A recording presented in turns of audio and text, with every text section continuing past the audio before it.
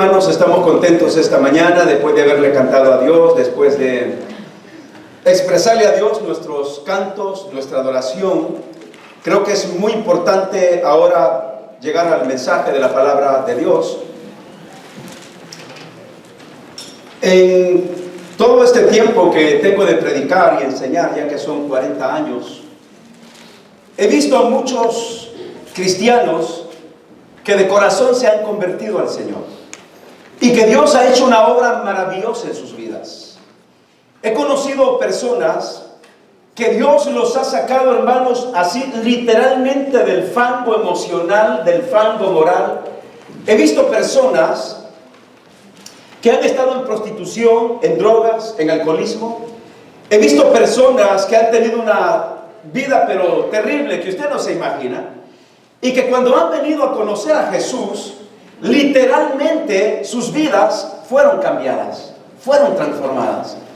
Pero por el otro lado, he visto también en estos 40 años personas que un día también levantaron su mano, aceptaron a Jesús, asistieron a la iglesia, pero con el correr del tiempo algo pasó en sus vidas que comenzaron gradualmente a alejarse, a distanciarse. Y cuando comenzaron a alejarse y a distanciarse, comenzaron como a retomar la vida antigua. Poco a poco fueron otra vez comenzando a fumar, comenzando a dar sus bailadas, comenzando a dar sus cantadas, comenzando a dar sus tomadas de alcohol, sus cigarrillos. Otros de ellos que habían abandonado por completo los nightclubs, se entregaron otra vez a los nightclubs. Otros de ellos que habían abandonado, de veras les digo, el alcohol, volvieron otra vez y se hicieron alcohólicos. Entonces, con este tiempo yo me pregunto qué habrá pasado con todas estas personas. Con estas personas que un día comenzaron a caminar con Dios, que Dios les cambió la vida, pero que de repente los vemos otra vez en el cuadro de antes. Y pensando en eso, Dios me llevó a este pasaje de 2 de Corintios, capítulo 13, versículo 5 al versículo 10, y el tema de esta predicación de examínate a ti mismo si estás en la fe, es un tema textual basado en este versículo 5 de 2 Corintios 13. ¿Están conmigo? Vean lo que dice la Biblia esta mañana. ¿Están conmigo, hermanos? Amén. Dice la palabra de Dios, versículo 5: examinaos a vosotros mismos si estáis en la fe. Probaos a vosotros mismos. ¿O no os conocéis a vosotros mismos que Jesucristo está en vosotros? Y note la pregunta con la que termina Pablo: a menos que estéis reprobados. Mas espero que conoceréis que nosotros no estamos reprobados, y oramos a Dios que ninguna cosa mala hagáis, no para que nosotros aparezcamos aprobados, sino para que vosotros hagáis lo bueno, aunque nosotros seamos como reprobados. Porque nada podemos contra la verdad, sino por la verdad. Por lo cual nos gozamos de que seamos nosotros débiles y que vosotros estéis fuertes, y aún oramos por vuestra perfección. Por esto os escribo estando ausente, para no usar de severidad cuando esté presente, conforme a la autoridad que el Señor me ha dado para edificación y no para destrucción. ¿Cuál es el contexto histórico de cómo Pablo llegó a este capítulo 13 de 2 de Corintios? La iglesia de Corintios, hermanos, era una iglesia bonita, con mucha gente. Una iglesia que tenía todos los dones espirituales. Una iglesia que no le hacía falta ningún don. Pero era una iglesia a la cual la Biblia le llama que era una iglesia carnal. Como una iglesia que tiene todos los dones espirituales que se describen en 1 de Corintios capítulo 12 y en Romanos capítulo 12 y en Efesios capítulo 4, como una iglesia como esta se le puede llamar la iglesia más carnal en toda la historia del Nuevo Testamento. Una iglesia con el don de la profecía, el don de las lenguas en ese tiempo. Una iglesia con el don del discernimiento de espíritus.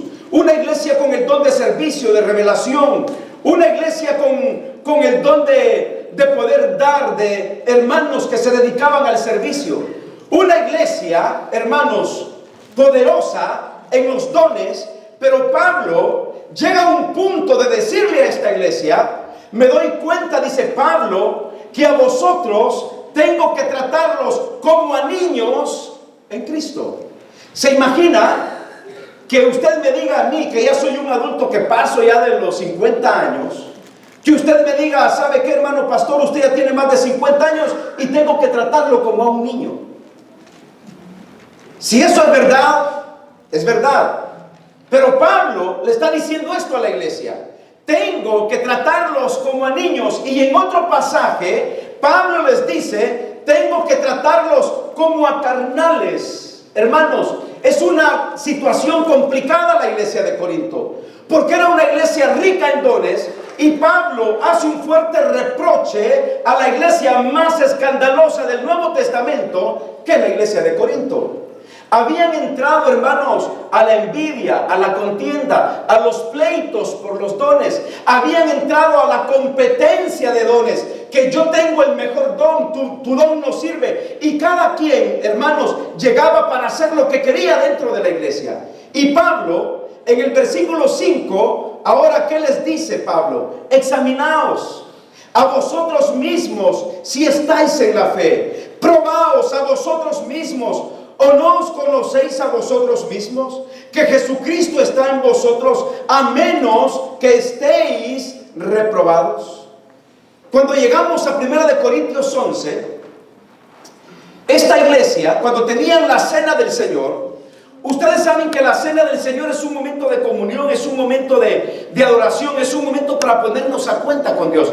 Es un momento para recordar lo que Cristo hizo por nosotros en la cruz.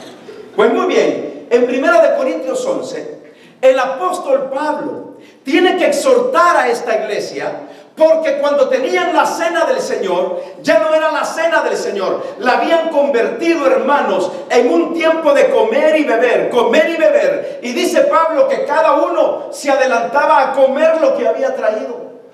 Los que habían llevado pupusas decían: no quiero que me dejen sin mis pupusas de revueltas. Las pupusas de queso son para mí. Los que habían llevado el champurrado querían adelantarse al champurrado. Los que habían llevado tamales: no, mis tamales nadie me los quita. Entonces, ¿para qué los llevaron? Y se adelantaban. Y el problema es que Pablo dice que hasta se emborrachaban en la cena del Señor. Entonces, como una iglesia que tenía los dones espirituales, una iglesia rica, abundante en dones espirituales, ahora Pablo les dice: examinaos a vosotros mismos si estáis en la fe. Yo creo que esa misma condición es la que Dios nos dice hoy en día a cada uno de nosotros, que debemos examinarnos a nosotros mismos para ver si estamos en la fe. ¿Sabe, hermano? Hoy en día, yo creo que hoy en día, al igual que en esos tiempos, muchos en la iglesia de Corinto se llamaban cristianos, porque este era el problema. Se llamaban cristianos, pero no vivían como cristianos. Andaban desordenadamente, y por eso Pablo les exhorta que se examinen para comprobar si realmente su vida está fundada en la fe que es Cristo Jesús. Hoy en día, fíjense bien lo que les voy a decir. Hoy en día, del 73 al 77% de la población americana se considera y se dicen ser cristianos. Del 73 al 77%. Pero todos sabemos, tristemente, que Estados Unidos es uno de los países más inmorales del mundo. Y todos lo sabemos. Como países europeos, Francia, Inglaterra, España, que son países que muchos de ellos se llaman cristianos, pero sabemos que hay un alto índice de inmoralidad. Por ejemplo, aquí en Estados Unidos, En Estados Unidos tenemos un alto índice de pornografía, homosexualismo, lesbianismo, satanismo, libertinaje, los nightclubs, la violencia, la corrupción, los divorcios, las drogas, la carrera armamentista, la legislación en favor del aborto. Y todo eso, hermanos, nos lleva a un punto de que en dónde está ese 73 a 76% que se dice ser cristiano. La legalización de matrimonios homosexuales, la promoción de servicios o baños sanitarios para niños o jóvenes y adultos en donde pueden ser usados de una forma revuelta sin distinción de sexo o orientación sexual. En muchas escuelas, por ejemplo, se están abogando para que los baños puedan ser usados por niños y niñas sin importar su condición sexual. Y esto es Estados Unidos, que dice que tiene un 73 o 76% de cristianismo. En las escuelas se promueven los métodos anticonceptivos para promover la promiscuidad entre jóvenes adolescentes. Entonces, no cabe este concepto de un 73 a 76% que se dice que es cristiano en Estados Unidos. En El Salvador, por ejemplo, el 99.5% de los salvadoreños dicen que creen en Dios, y de ellos el 94.5% no tiene ninguna duda en cuanto a la existencia de Dios. Pero yo les digo que hoy mismo El Salvador es uno de los países más violentos del mundo, seguido por México, Colombia y otros países, como Irak y países del Medio Oriente. Entonces, no cabe pensar que todo este tipo de personas digan que han hecho una profesión de fe cuando no pueden cambiar la vida de un pueblo. Mis queridos hermanos, muchos en el mundo se proclaman cristianos, hijos de Dios, y es aquí en donde Pablo dice que debemos examinarnos a nosotros mismos si estamos en la fe en Cristo Jesús o si estamos simplemente profesando una religión. ¿Sabe qué necesitamos hoy en día? Como lo dije el miércoles, hoy en día necesitamos una palabra de exhortación, palabra que toque no solamente los sentimientos y en el corazón. Hoy en día, mis hermanos, necesitamos una palabra que no solamente nos haga reír, una palabra que no solamente nos haga salir con gozo, una palabra que nos haga salir del templo reflexionando sobre la condición de nuestra vida cristiana delante de Dios y del mundo. Por eso digo, los estándares de la vida cristiana las hemos bajado completamente. Porque Pablo, cuando dice examínate a ti mismo si estás en la fe, lo hace con el propósito de que pesemos nuestro corazón y que pesemos nuestra vida cristiana delante de Dios. Ahora, hay tres cosas que yo quiero mencionar esta mañana. En primer lugar, el primer punto que yo quiero mencionar, voy a quitar mi saco porque dijeron que iba a hacer frío, que iba a llover y que esto y lo otro. Ya ve que uno a veces se pone la ropa de acuerdo al clima. Por eso muchos vienen así bien enchumpados esta mañana, así. Enchumpados con la chumpa, con la chamaca, digo la chamarra. Pero muy bien, ya me quité mi saco porque eso es caliente.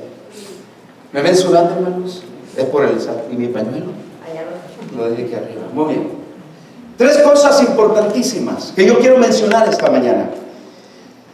Y he decidido tomar este tiempo de predicarles esto porque sí necesitamos, hermanos, tocar no solamente nuestras emociones, no solamente el corazón, sino tocar nuestras voluntades.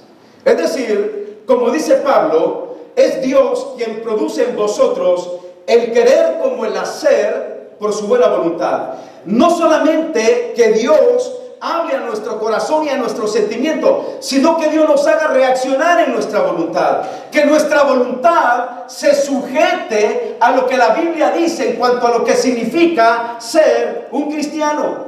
Porque, hermanos, qué fácil es desviarnos de nuestra fe y de nuestra conducta cristiana. Qué fácil es caer en caminos que no evidencian que estamos en la conducta de la fe y en las huellas o pisadas del Señor Jesucristo. ¿Sabe que en la palabra de Dios, estudiando yo este mensaje de hoy, encontraba ejemplos de cómo Dios llamaba al pueblo a la reflexión, a que ellos se autoevaluaran y consideraran así sus caminos para ver cómo estaban viviendo delante de Dios. Por ejemplo, el profeta Jeremías, cuando Dios llevó la destrucción a la ciudad de Jerusalén, ¿sabe qué hizo el profeta Jeremías en Lamentaciones 3? No tiene que buscarlo. El profeta decía: escudriñemos nuestros caminos y busquemos y volvámonos a Jehová. Levantemos nuestros corazones y manos a Dios en los cielos. Nosotros nos hemos rebelado y fuimos desleales. Tú nos perdonaste. ¿Se acuerdan ese canto cuando cantamos: escudriñemos nuestros caminos y volvamos a Jehová? Levantemos nuestras manos al Señor. Es sacado de Lamentaciones, en donde Dios al pueblo le dice: hey, escudriñen sus caminos y busquen a Dios y vuélvanse a Dios y levanten sus manos al Dios de los cielos. Luego el profeta Jeremías dice, el profeta Zacarías: así ha dicho Jehová de los ejércitos, volveos a mí, dice Jehová de los ejércitos, y me volveré a vosotros, ha dicho Jehová. El profeta Malaquías dijo: desde los días de mi juventud, desde los días de vuestros padres, os habéis apartado de mis leyes y no las guardasteis. Volveos a mí y yo me volveré a vosotros, ha dicho Jehová de los ejércitos. Con el correr del tiempo, ahora el apóstol Pablo dice: examinaos a vosotros mismos si estáis en la fe. Hermanos, examinarse a sí mismos y comprobar de esta manera si estamos realmente viviendo en la fe, yo creo que es algo que deberíamos hacer todos los días hasta cuando el Señor venga.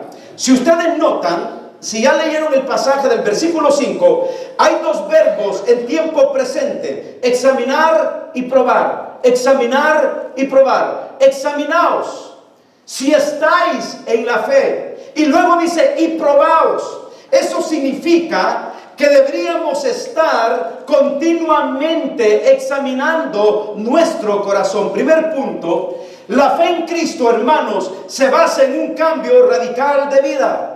Por eso Pablo, en 2 de Corintios 5:17, el apóstol Pablo dice: de modo, y díganlo conmigo de memoria, de modo que si alguno está en Cristo, nueva criatura es. Las cosas viejas pasaron, he aquí, todas son hechas nuevas. Aquí viene el punto. El asistir a esta iglesia o a cualquier iglesia no me hace un cristiano. Y qué bueno que asistamos a la iglesia. El hacer buenas obras tampoco me hace un cristiano. El ser una persona educada, moralista, religiosa, tampoco me convierte en un cristiano. Entonces, ¿qué es lo que me hace un cristiano? Lo que me hace un cristiano a la luz de la Biblia es cuando nos convertimos en Cristo Jesús.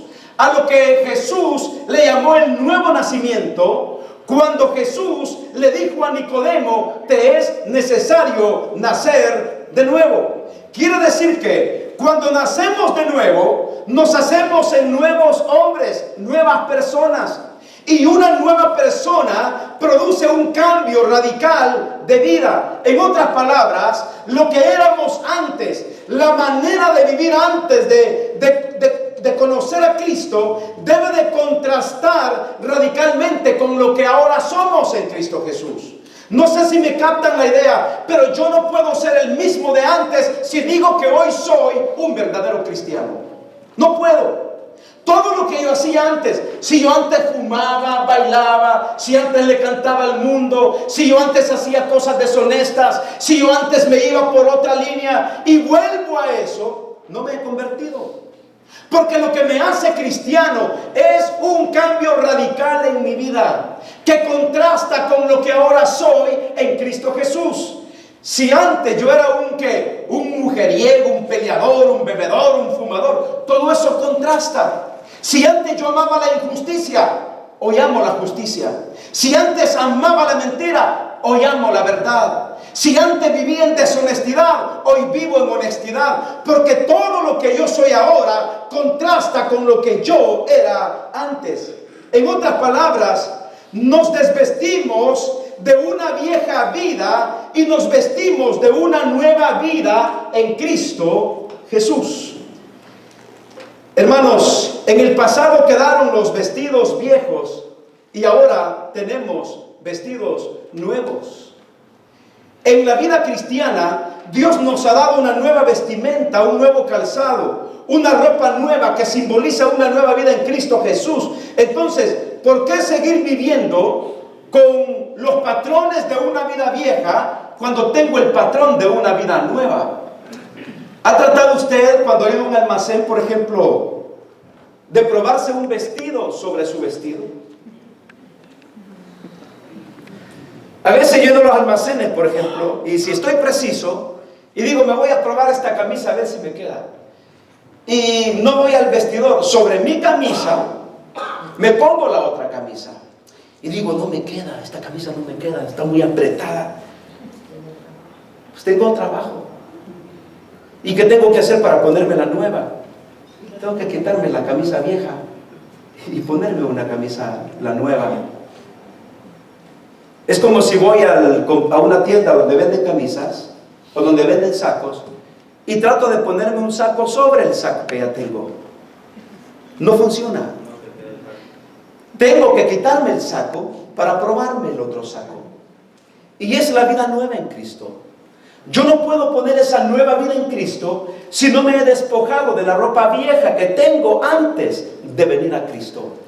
Hay un quitar y hay un poner en Cristo. Hay un quitarme de la vieja vida y un ponerme de la nueva vida.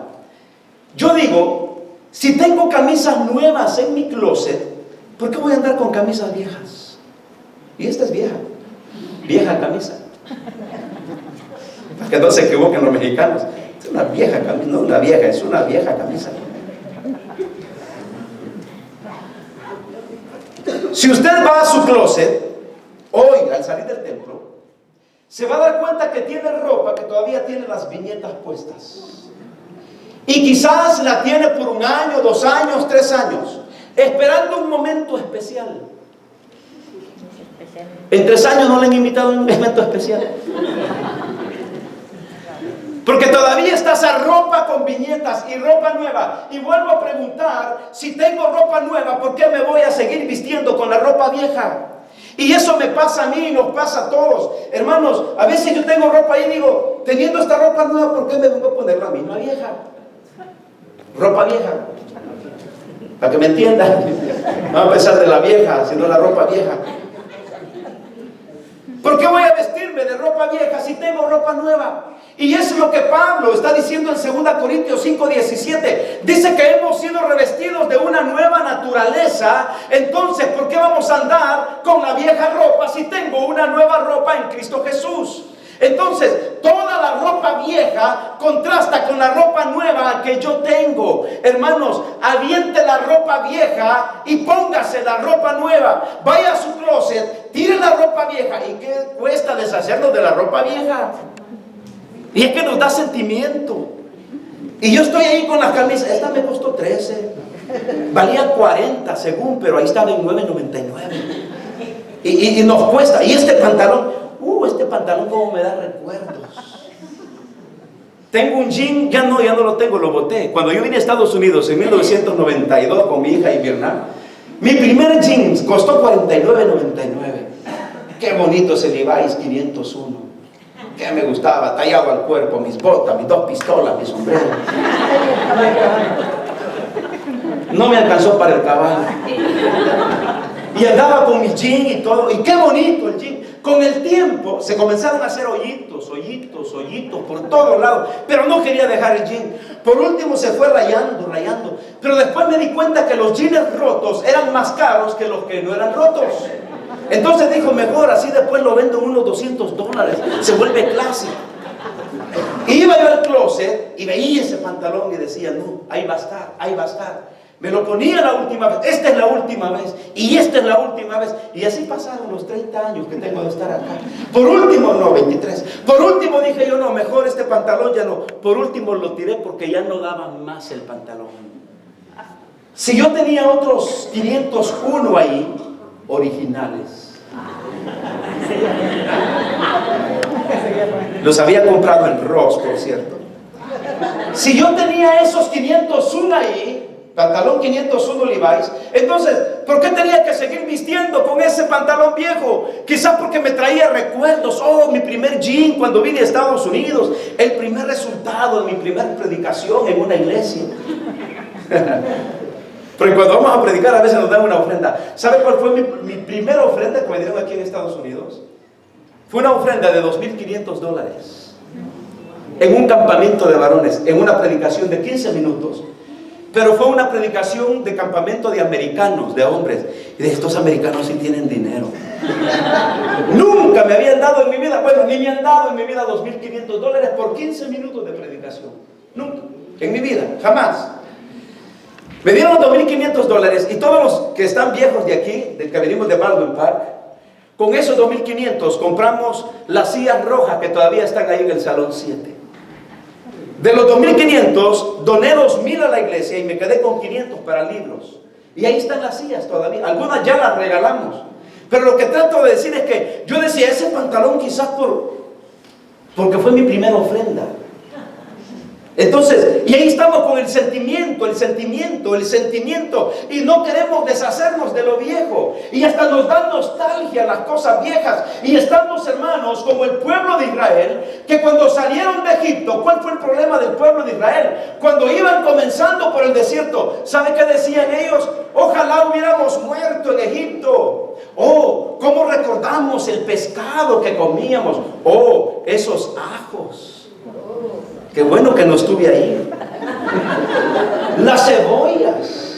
No, ¿cómo nos recordamos de la cebolla? Nos recordamos del pescado, del pan. Pero ¿sabe qué se les olvidaba? Se les olvidaba que el pescado que comían y el pan que comían era un pan de esclavitud. Eran esclavos en Egipto y Dios los había liberado, pero todavía estaban con sus pensamientos atrás. Y yo lo que trato de decir con esto, mis queridos hermanos, que mi fe en Cristo Jesús se basa en un cambio radical de mi vida. Si Cristo me ha cambiado, yo no puedo seguir viviendo en lo mismo de años atrás, ni puedo volver a vivir como antes vivía, porque Cristo ha cambiado mi vida. La fe en Cristo se basa en un cambio radical de vida. Echemos a un lado los sentimientos de cosas viejas y revistámonos de cosas nuevas. Hermano, si tiene nueva ropa, aviente la vieja ropa y póngase la ropa nueva. A partir del otro domingo usted me va a ver con nuevas corbatas. Porque me compré 4 esta semana, estaban a $6 ahí en Macy's. Bonitas las corbatas. Y cuando las veo digo, no, mejor las voy a guardar para una época especial. No, eso de especial nunca va a llegar. Hagamos de especial cada domingo para venir a la casa de Dios, porque Él reina y porque Él vive en nuestros corazones. Hermanos, Dios es bueno y Dios lo que desea es que tengamos una vida basada en un cambio radical de nuestro corazón. El próximo domingo seguimos con los 2 puntos más. Cierra sus ojos y oremos a Dios. Padre Santo, gracias. Gracias porque hasta aquí nos ayudas, nos bendices, nos guardas, nos sostienes. Gracias, Señor, porque en ti encontramos el verdadero significado para nuestra vida. Ayúdanos a seguir adelante, ayúdanos a seguir confiando cada día en ti, Señor. Gracias por tu gran amor y gracias por tu vida que nos das. Bendice nuestras ofrendas y nuestros diezmos. Y te lo pido todo en el nombre de Jesucristo, tu Hijo. Amén y amén.